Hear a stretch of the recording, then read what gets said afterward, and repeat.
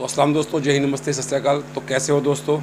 तो देश की बात में आज फिर से हम हाजिर हैं। तो दोस्तों, जैसे कि आप जानते हैं कि बहुत दिनों के कुछ चंद महीने बचे हैं चुनावों का। किसी भी पल में चुनाव आयोग घोषणा कर सकता है। तो दोस्तों, सारे नेता अपनी अपनी गोटियाँ बिछाने में लगे हुए हैं। तो दोस्तों, आज कल हमने देखा कि ओम राजभर भी जो है उन्होंने समाजवादी पार्टी ज्वाइन कर ली दोस्तों। तो आखिर जो तीसरा मोर्चा बन रहा था उसमें ओवैसी थे, चंद्रशेखर रावण थे और भी बहुत सारी पार्टियां थीं। तो दोस्तों, अभी से वो पासे बदलने स्टार्ट हो गए हैं। तो लेकिन मुद्दा आज मुसलमानों का है दोस्तों। हम देखते हैं कई भी मुसलमानों की बात नहीं होती, जबकि 20% के करीब मुस्लिम आबादी, 20% के करीब यूपी के अंदर 20% आबादी मुसलमानों की है। लेकिन उनका आज जो बात चली है नेतृत्व की कि कितना उन्हें हिस्सा मिलेगा। लेकिन आज एक मैंने डिबेट में देखा कपिल मिश्रा, तो उन्होंने कहा कि मुसलमान धर्म के आधार पर वोट करते हैं। तो दोस्तों, फिर वोट करते किसे हैं? आज तक 51-52 में जो पहले चुनाव हुए थे उनसे अब तक लेकर यूपी में कितने मुख्यमंत्री हैं, सीएम जो मुसलमान बने हैं। तो दोस्तों, हमें लगता है कि मुसलमानों के साथ वाकई जो है वो अन्याय हो रहा है। जब भी नेतृत्व की बात आती है तो दोस्तों और उसमें घुसेड़ दी जाती है।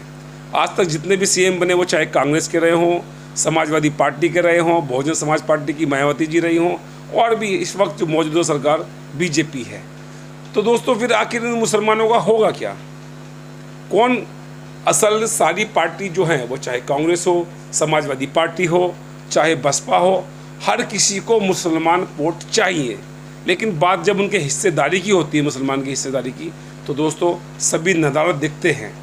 आज चल तो रहे ओवैसी, हमने देखा कि बहुत सारी सभाएं कर रहा है ओवैसी। बहुत से लोगों पर उम्मीद जता रहे हैं कि अगर पार्टी अच्छा प्रदर्शन करती है तो मुसलमानों को शायद न्याय मिलेगा। लेकिन वो बहुत दोस्तों, वो दूर की कौड़ी है। जो बात वो कह रहे हैं, जो लॉबी वो समझा रहे हैं, वो दूध की। तो हमें लगता है, जो हमारे सोर्सेस का मानना है, काफ़ी लोगों से हमने सर्वे किया, उन लोगों का ये मानना है कि मुसलमानों को आज तक मिसयूज किया गया।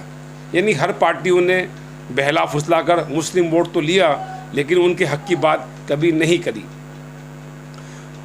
आज बात आरक्षण पे दोस्तों थोड़ी सी करते हैं, आपको थोड़ा सा खुलासा कर दें, थोड़ी क्लैरिटी कर दें कि हमारे देश में जो फिलहाल 59% जो है वो आरक्षण है।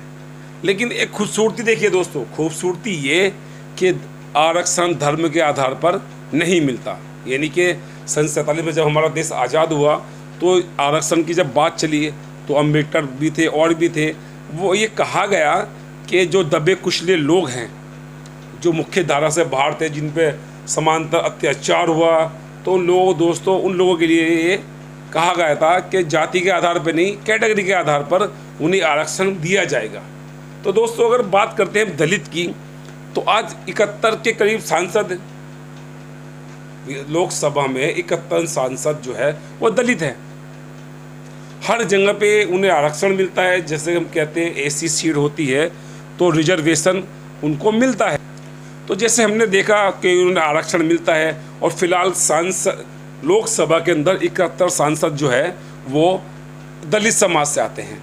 ये सच है कि दलित समाज काफ़ी निरंतर उन पर अत्याचार हुआ है, उनके साथ जो दर्दनाक घटनाएं हुई वो आज भी होती है। जैसे कि हमने कई वीडियोस में देखा कि जूतों में उन्हें पानी पिलाया गया, अभी भी वो घटनाएं समांतर हो रही हैं। लेकिन मुसलमान की हालत आज दलित से भी बदतर है।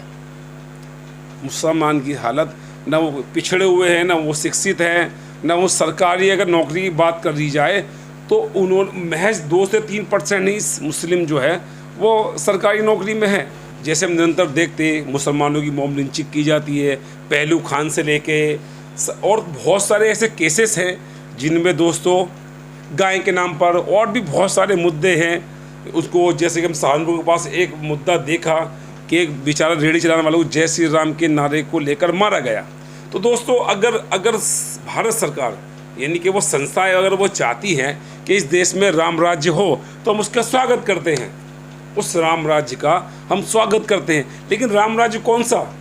असली वाला राम राज्य, जो मर्यादा पुरुषोत्तम राम का राम राज था, वो राम राज लाना चाहते हैं। तो मोस्ट वेलकम, उनका हम स्वागत करते हैं। लेकिन जिस तरह से, अच्छा दूसरी बात दोस्तों, सबसे अहम मुद्दा, हम पाकिस्तान पे काफ़ी दलित जो माइनॉरिटी पे जुल्म होते हैं, हम देखते हैं कि मंदिरों में भी बहुत सारी चीज़ों में इन्हें, अभी हमने एक मुद्दा देखा कि बांग्लादेश के अंदर एक मंदिर में आग लगा दी गई। तो दोस्तों वो चीज़ें समान हमारे देश में भी हो रही हैं। और दूसरी बात, आज मुस्लिम जो पॉलिटिशियन है उसको ख़त्म किया जा रहा है। तो दोस्तों सिर्फ 2 मिनट हम बात करते हैं आजम खान के ऊपर। एक समाजवादी पार्टी जो आज मुस्लिमों की हितैषी बनना चाहती है, मुस्लिमों को ऑल टोटल मुसलमानों को वोट लेना चाहती है, उसका आखिर उसने किया क्या मुसलमानों के लिए? हम देखते हैं 9 बार के विधायक, मौजूदा रामपुर के सांसद, वरिष्ठ मंत्री, आज उनकी हालत क्या है दोस्तों? उन्होंने इतनी बेहतरीन यूनिवर्सिटी बनाई थी ताकि देश के बच्चे पढ़ सकें, एक रेहड़ी वाले के बच्चे पढ़ सकें, एक फल फ्रूट बेचने वाले के बच्चे पढ़ सकें। एक गौहर यूनिवर्सिटी जो हिंदुस्तान की टॉप लेवल की यूनिवर्सिटी उन्होंने बनाई थी, आज उसको तोड़ दिया गया। एक यूपी के अंदर एक इतना कद्दावर नेता, एक समाजवादी पार्टी में एक अहम पद रखने वाला, तो दोस्तों हम देख रहे हैं कि पिछले 7 से 8 महीने से वो जेल में है और समाजवादी पार्टी ने उनके लिए कुछ ही नहीं किया। जब वो अपने इतने बड़े नेता की हिफाजत नहीं कर सकते तो एक आम मुसलमान की हिफाजत वो क्या करेगी? तो दोस्तों हम मुसलमानों से भी कहना चाहते हैं, दोस्तों सभी कम्युनिटी से कहना चाहते हैं, अब देश के लिए वोट कीजिए। ये जातिवाद का जो हमारे देश में ग्रह से बना हुआ है, ये दानव जो है जातिवाद का, दोस्तों हमें लगता है कि वो देश को खा रहा है। तो दोस्तों मैं वापस उस बात पे लौटता हूँ कि कपिल मिश्रा वो कह रहे थे कि मतलब मुसलमान जो है वो धर्म के आधार पर वोट करते हैं। तो धर्म के आधार पर अगर वोट करते हैं तो वोट देते किसे हैं? अगर वो धर्म का आधार भी वोट करते हैं तो वो समाजवादी को देते हैं, बहुजन समाज पार्टी को देते हैं, तो कांग्रेस को देते हैं, तो अपनी पार्टी कहाँ है उनकी? तो दोस्तों हमें लगता है कि इन 70 सालों में न्याय नहीं हुआ है और न्यायपालिका को दोस्तों गुमराह किया जा रहा है। बिल्कुल सच्चे पक्के सबूत नहीं पेश किया रहे हैं। हमने बहुत से लोगों में देखा कि दोस्तों कितने मुसलमान जो लड़के हैं उन्हें आतंकवाद के नाम पर उन्हें दोस्तों जेलों में डाला गया। 10-10, 15-15 साल जेल में काटने के बाद उन्होंने कोर्ट ने उन्हें बाइज्जत बरी किया गया है। तो दोस्तों हमें ये बात मैं आपको वापस दोहरा दूं दोस्तों, अगर कोई जुल्म करता है तो उसके खिलाफ छानबीन जल्द से जल्द होनी चाहिए ताकि पता लगाया जा सके कि वो आरोपी है या नहीं है। और दोस्तों पुलिस चूँकि हमारे समाज का एक अहम हिस्सा है, पुलिस जो है शासन प्रशासन हमारे समाज का एक हिस्सा है, तो दोस्तों कुछ पुलिस का मिसयूज भी किया जाता है। जैसे हम देख रहे हैं और लखीमपुर खीरी कांड में देख रहे हैं दोस्तों कि किस तरह से मोनू भैया को किस तरह से मतलब चाय समोसों के साथ पूछताछ की जा रही। 302 का मुकदमा दर्ज, यानी नामजद आरोपी उसके बड़े प्यार के साथ। क्या कोई आरोपी आरोप करने के बाद ये कहेगा कि मैंने आरोप किया है? क्या यह हमारे देश में क्या वो ऋषि मुनि है जो क्या उनकी जान चली जाए तो वो उसको सच ही बोलेंगे? तो दोस्तों कहीं ना कहीं देश में ऐसा मुसलमानों के खिलाफ ऐसा माहौल बनाया जा रहा है दोस्तों कि हम दोस्तों ये कह देना चाहते हैं कि इस देश के एक आम शहरी हैं और एक आम नागरिक हैं। जितने जो पहचान पत्र हिंदुओं को मिले हुए हैं दोस्तों वही मुसलमानों को मिले हुए हैं।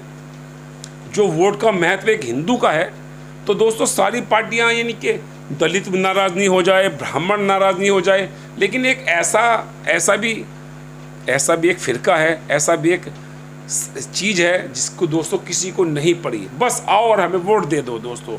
तो दोस्तों जातिवाद की मानसिकता खत्म होनी चाहिए और हर नागरिक से हम ये कह देना चाहते हैं दोस्तों कि उन्हें देश के लिए सिर्फ और सिर्फ देश की एकता अखंडता के लिए वोट करना चाहिए।